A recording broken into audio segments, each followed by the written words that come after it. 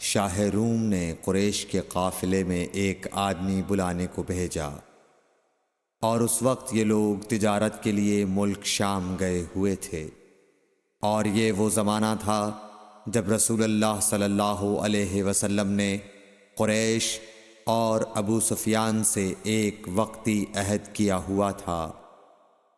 جب ابو سفیان اور دوسرے لوگ ہرقل کے پاس ایلیا پہنچے جہاں ہرقل نے دربار طلب کیا تھا، اس کے گرد روم کے بڑے بڑے لوگ، علماء، وزراء و امراء بیٹھے ہوئے تھے۔ ہرقل نے ان کو اور اپنے ترجمان کو بلوایا، پھر ان سے پوچھا کہ تم میں سے کون شخص مدعی رسالت کا زیادہ قریبی عزیز ہے؟ ابو سفیان کہتے ہیں کہ میں بول اٹھا کہ میں اس کا سب سے زیادہ قریبی رشتہ دار ہوں۔ یہ سن کر ہرقل نے حکم دیا کہ اس ابو سفیان کو میرے قریب لا کر بٹھاؤ اور اس کے ساتھیوں کو اس کی پیٹھ کے پیچھے بٹھا دو۔ پھر اپنے ترجمان سے کہا کہ ان لوگوں سے کہہ دو کہ میں ابو سفیان سے اس شخص یعنی محمد صلی اللہ علیہ وسلم کے حالات پوچھتا ہوں، اگر یہ مجھ سے کسی بات میں جھوٹ بول دے تو تم اس کا جھوٹ ظاہر کر دینا۔ ابو سفیان کا قول ہے کہ خدا کی قسم اگر مجھے یہ غیرت نہ آتی کہ یہ لوگ مجھ کو جھٹلائیں گے تو میں آپ صلی اللہ علیہ وسلم کی نسبت ضرور غلط گوئی سے کام لیتا۔ خیر، پہلی بات جو ہرقل نے مجھ سے پوچھی وہ یہ کہ اس شخص کا خاندان تم لوگوں میں کیسا ہے؟ میں نے کہا وہ تو بڑے اونچے عالی نسب والے ہیں۔ کہنے لگا اس سے پہلے بھی کسی نے تم لوگوں میں ایسی بات کہی تھی؟ میں نے کہا نہیں۔ کہنے لگا اچھا اس کے بڑوں میں کوئی بادشاہ ہوا ہے؟ میں نے کہا نہیں۔ پھر اس نے کہا بڑے لوگوں نے اس کی پیروی اختیار کی ہے یا کمزوروں نے؟ میں نے کہا نہیں، کمزوروں نے۔ پھر کہنے لگا اس کے تابعدار روز بڑھتے جاتے ہیں یا کوئی ساتھی پھر بھی جاتا ہے؟ میں نے کہا نہیں۔ کہنے لگا کیا اپنے اس دعوی نبوت سے پہلے کبھی کسی بھی موقع پر اس نے جھوٹ بولا ہے؟ میں نے کہا نہیں، اور اب ہماری اس سے صلح کی ایک مقررہ مدت ٹھہری ہوئی ہے، معلوم نہیں وہ اس میں کیا کرنے والا ہے۔ ابو سفیان کہتے ہیں میں اس بات کے سوا اور کوئی جھوٹ اس گفتگو میں شامل نہ کر سکا۔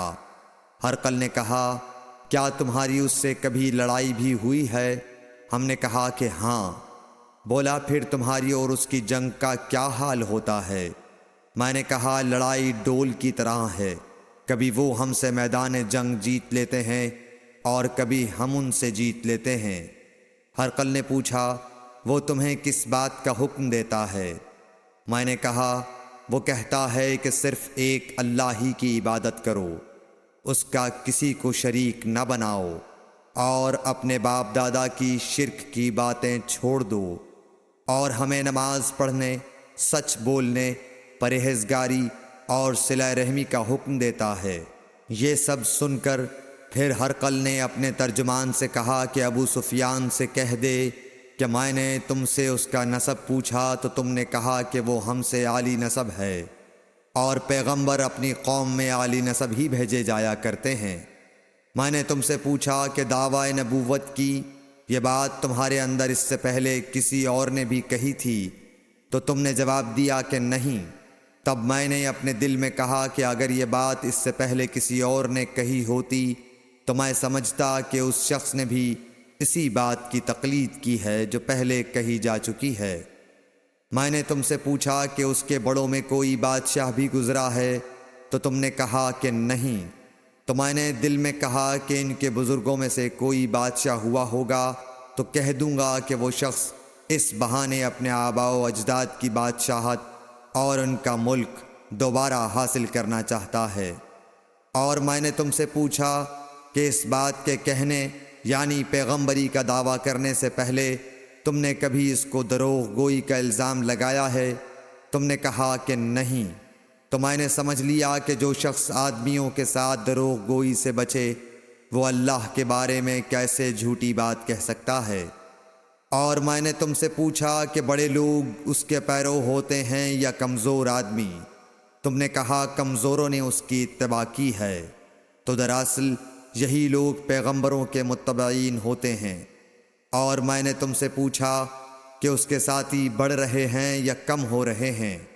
تم نے کہا کہ وہ بڑھ رہے ہیں، اور ایمان کی کیفیت یہی ہوتی ہے حتیٰ کہ وہ کامل ہو جاتا ہے۔ اور میں نے تم سے پوچھا کہ آیا کوئی شخص اس کے دین سے ناخوش ہو کر مرتد بھی ہو جاتا ہے؟ تم نے کہا نہیں۔ تو ایمان کی خاصیت بھی یہی ہے، جن کے دلوں میں اس کی مسرت رچ بس جائے وہ اس سے لوٹا نہیں کرتے۔ اور میں نے تم سے پوچھا کہ آیا وہ کبھی عہد شکنی کرتے ہیں؟ تم نے کہا نہیں۔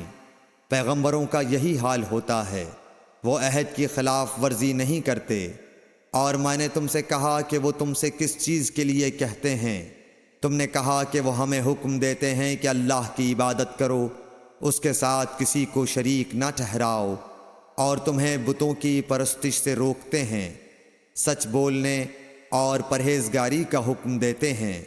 لہٰذا اگر یہ باتیں جو تم کہہ رہے ہو سچ ہیں تو ان قریب وہ اس جگہ کا مالک ہو جائے گا کہ جہاں میرے یہ دونوں پاؤں ہیں۔ مجھے معلوم تھا کہ وہ پیغمبر آنے والا ہے، مگر مجھے یہ معلوم نہیں تھا کہ وہ تمہارے اندر ہوگا۔ اگر میں جانتا کہ اس تک پہنچ سکوں گا تو اس سے ملنے کے لیے ہر تکلیف گوارا کرتا۔ اگر میں اس کے پاس ہوتا تو اس کے پاؤں دھوتا۔ ہرقل نے رسول اللہ صلی اللہ علیہ وسلم کا وہ خط منگایا جو آپ نے وحیہ کلبی رضی اللہ تعالیٰ عنہ کے ذریعے حاکم بصرہ کے پاس بھیجا تھا، اور اس نے وہ ہرقل کے پاس بھیج دیا تھا۔ پھر اس کو پڑھا تو اس میں لکھا تھا، اللہ کے نام کے ساتھ جو نہایت مہربان اور رحم والا ہے۔ اللہ کے بندے اور اس کے پیغمبر محمد صلی اللہ علیہ وسلم کی طرف سے یہ خط ہے شاہ روم کے لیے۔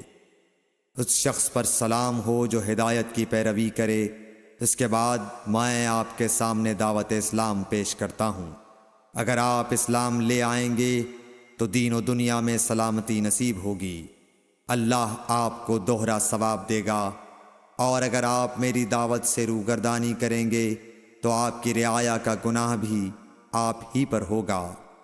اور اے اہل کتاب، ایک ایسی بات پر آ جاؤ جو ہمارے اور تمہارے درمیان یکساں ہے، وہ یہ کہ ہم اللہ کے سوا کسی کی عبادت نہ کریں اور کسی کو اس کا شریک نہ ٹھہرائیں، اور نہ ہم میں سے کوئی کسی کو خدا کے سوا اپنا رب بنائے۔ پھر اگر وہ اہل کتاب اس کتاب سے منہ پھیر لیں تو مسلمانوں، تم ان سے کہہ دو کہ تم مانو یا نہ مانو، ہم ایک خدا کے اطاعت گزار ہیں۔ ابو سفیان کہتے ہیں، جب ہرقل نے جو کچھ کہنا تھا کہہ دیا اور خط پڑھ کر فارغ ہوا تو اس کے ارد گرد بہت شور و غوغا ہوا، بہت سی آوازیں اٹھیں اور ہمیں باہر نکال دیا گیا۔ تب میں نے اپنے ساتھیوں سے کہا کہ ابو کبشہ کے بیٹے حضرت صلی اللہ علیہ وسلم کا معاملہ تو بہت بڑھ گیا۔ دیکھو تو اس سے بنی اصفر روم کا بادشاہ بھی ڈرتا ہے۔ مجھے اس وقت سے اس بات کا یقین ہو گیا کہ حضور صلی اللہ علیہ وسلم ان قریب غالب ہو کر رہیں گے، حتیٰ کہ اللہ نے مجھے مسلمان کر دیا۔ راوی کا بیان ہے کہ ابن ناطور ایلیا کا حاکم ہرقل کا مصاحب اور شام کے نصارہ کا لاٹ پادری بیان کرتا تھا کہ ہرقل جب ایلیا آیا ایک دن صبح کو پریشان اٹھا تو اس کے درباریوں نے دریافت کیا کہ آج ہم آپ کی حالت بدلی ہوئی پاتے ہیں، کیا وجہ ہے؟ ابن ناطور کا بیان ہے کہ ہرقل نجومی تھا، علم نجوم میں وہ پوری مہارت رکھتا تھا۔ اس نے اپنے ہم نشینوں کو بتایا کہ میں نے آج رات ستاروں پر نظر ڈالی تو دیکھا کہ ختنہ کرنے والوں کا بادشاہ ہمارے ملک پر غالب آ گیا ہے۔ بھلا اس زمانے میں کون لوگ ختنہ کرتے ہیں؟ انہوں نے کہا کہ یہود کے سوا کوئی ختنہ نہیں کرتا، سو ان کی وجہ سے پریشان نہ ہوں۔ سلطنت کے تمام شہروں میں یہ حکم لکھ بھیجیے کہ وہاں جتنے یہودی ہوں سب قتل کر دیے جائیں۔ وہ لوگ انہی باتوں میں مشغول تھے کہ ہرقل کے پاس ایک آدمی لایا گیا جسے شاہ غسان نے بھیجا تھا۔ اس نے رسول اللہ صلی اللہ علیہ وسلم کے حالات بیان کیے۔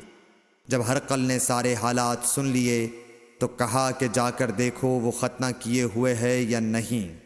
انہوں نے اسے دیکھا تو بتلایا کہ وہ ختنہ کیا ہوا ہے۔ ہرقل نے جب اس شخص سے عرب کے بارے میں پوچھا تو اس نے بتلایا کہ وہ ختنہ کرتے ہیں۔ تب ہرقل نے کہا کہ یہی محمد صلی اللہ علیہ وسلم اس امت کے بادشاہ ہیں جو پیدا ہو چکے ہیں۔ پھر اس نے اپنے ایک دوست کو رومیہ خط لکھا اور وہ بھی علم نجوم میں ہرقل کی طرح ماہر تھا۔ پھر وہاں سے ہرقل حمص چلا گیا۔ ابھی حمص سے نکلا نہیں تھا کہ اس کے دوست کا خط اس کے جواب میں آ گیا۔